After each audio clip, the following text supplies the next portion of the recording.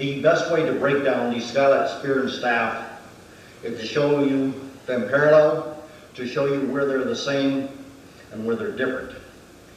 The main difference you're going to notice on the movements from here is that when we take the staff from here, the poking movements will be done with the hands remaining in position as the poke is made forward.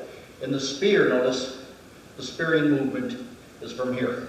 Also, one other application of the spear.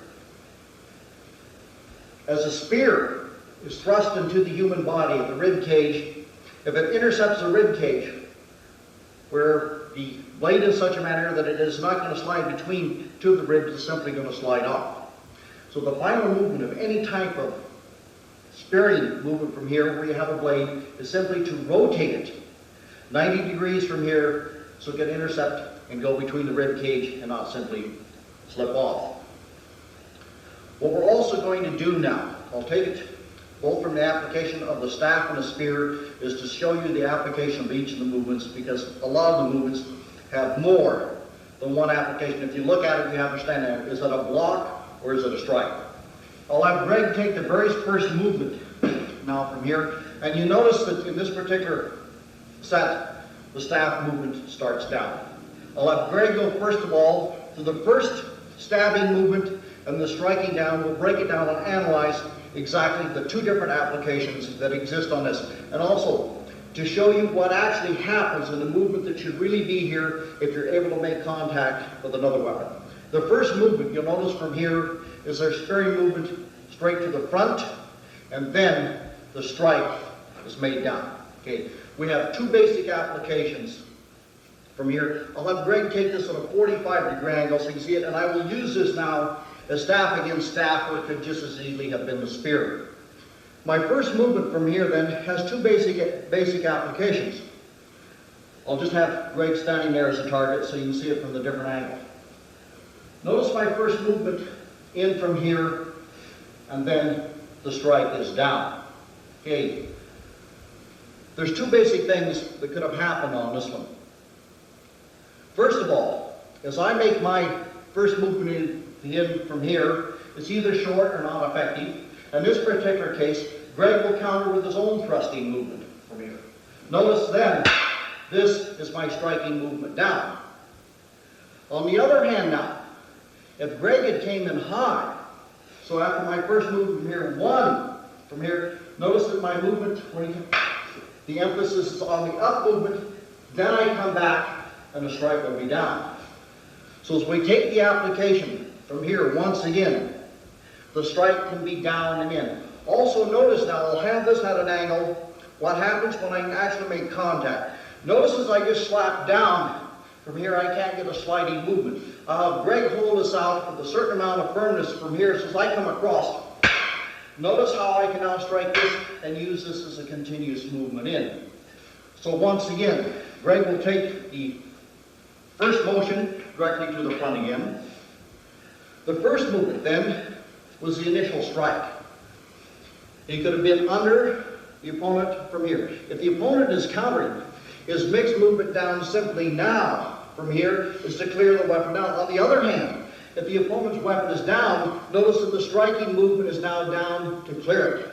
It can be a block and a strike up, or a block and a strike down. The thing you're going to see throughout this entire set, of course, is this repetition of movements to get you used to the different movements.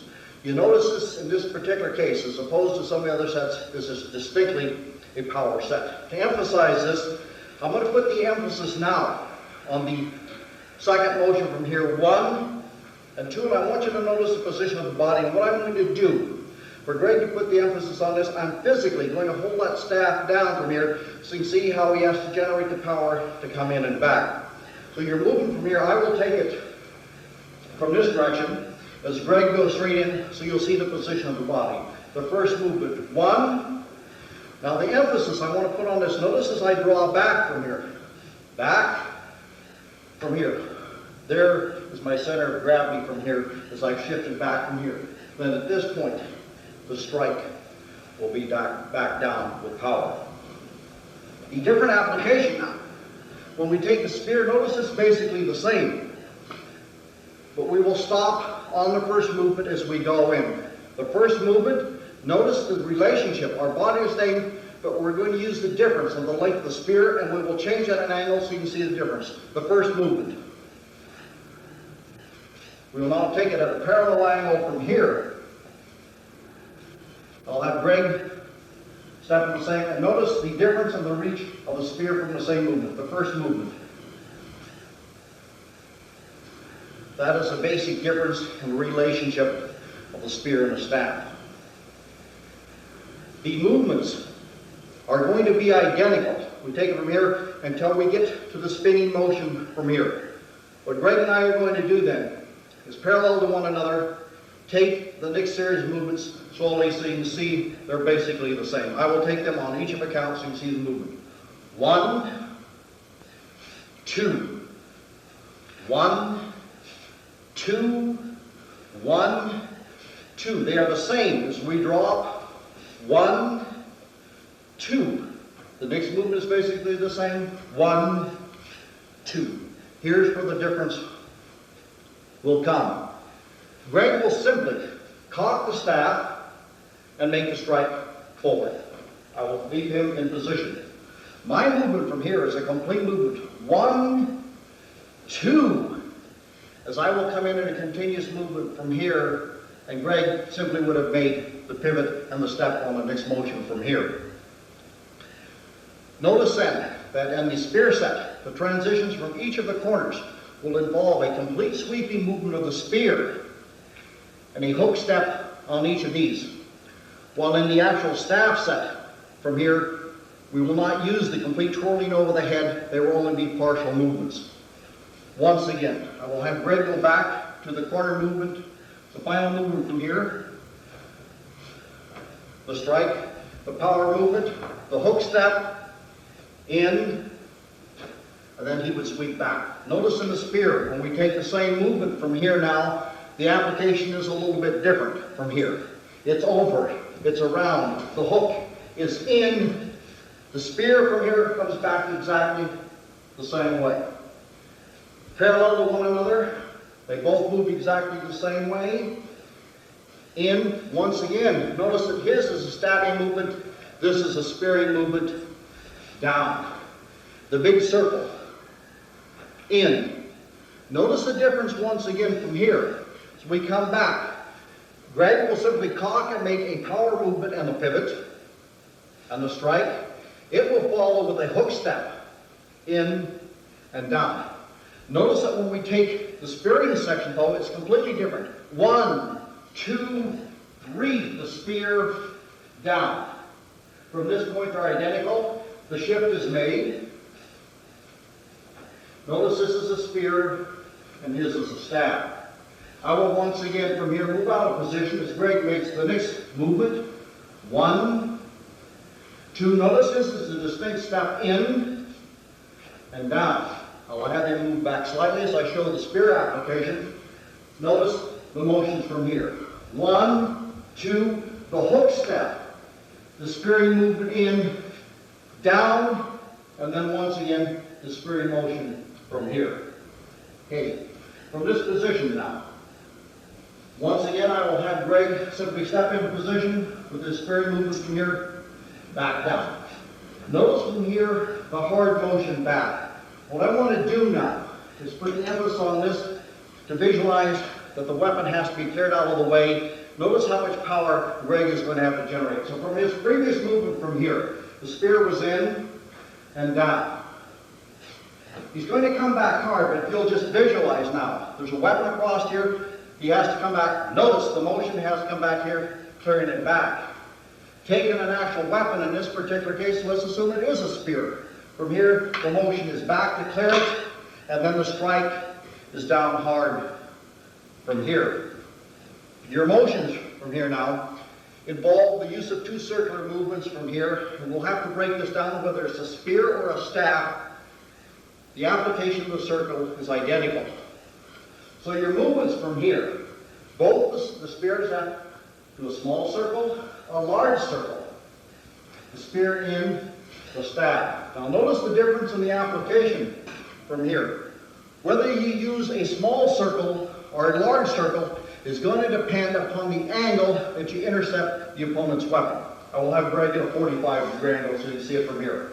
If I interrupt this at a fairly shallow angle from here, for me to clear this, notice how small the circle can be. On the other hand, if Greg is spearing towards the head, notice the angle. For me to clear it, this is your large circular movement from here. The application is true when you intercept it with both the spear and the staff. We take first a small circle and a large circle. The repeated movement from this point was identical. And the entire section now of both the spear and the staff is identical to the end of the set. So your movement from here, it was back hard, down. The small, the hook, the difference of course being the spearing movement from here, back, down. The shifting in. 1, 2, 1. The next motion from here now is the same type of spinning movement that we used from here in the darkroom staff. As we step back, we'll take these very slowly from here as I explain the motion. As you draw back, notice the spin is made first to the left side of the body, the right side of the body, the left side of the body, all the way over. As I make the transference here, notice the exchange of the hand. The left hand goes down to the end, the right hand turns over, the sweeping movement, and the strike from here. Notice that the point of either the staff from here or the spear is almost to the ground. The whipping movement over the hand is you clear and strike to the front. From here, once again, note the timing of the step from here to come forward with both the spear and the staff. It turns half as you step forward with the right. It turns to the other side. Notice how high it's coming in this position so we can clear it to the opposite side of the body. Left hand slides down to the end as we come to our position. The difference between the spear and the staff, of course, the stab, the spear, striking down, the end of the spear and the staff is dropped, and you return to position. Breakdown and application of the two. Notice the similarity throughout here. With the spear, the actual movement rather than what we call stabbing movements, it's a spearing movement from here to give range and the twist. Also, what we're working on from here is more movement over to the body, more hook steps, as we take the next application, which will be in almost all of the spear sets that will follow from here. Whenever we have these large twisting movements over the head, there will also be aerial movements and rolls that follow. This is a classic example, though, of two weapons that are very similar from here, yet each of the applications is slightly different. This ends the breakdown and application of the spear set and the staff set, Skylight. The name Skylight comes from the high movements from here. This is your Skylight reach and a movement down.